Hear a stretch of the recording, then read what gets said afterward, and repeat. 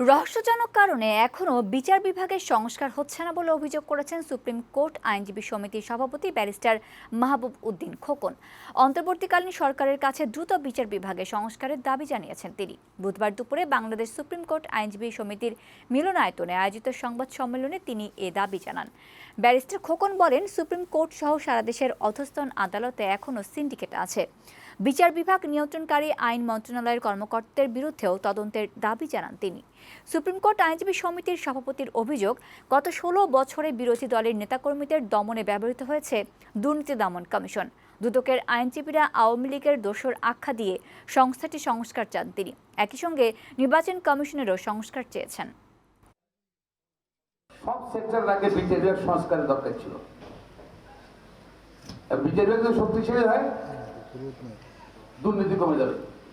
বিচার বিভাগ শক্তিশালী হলে দেশে অর্থনীতি চাঙ্গা থাকবে। বিচার বিভাগ শক্তি থাকলে আর্থিক খাত ব্যবস্থা ভালো হবে। বিচার বিভাগ শক্তিশালী হলে আইন শৃঙ্খলার উন্নতি হবে।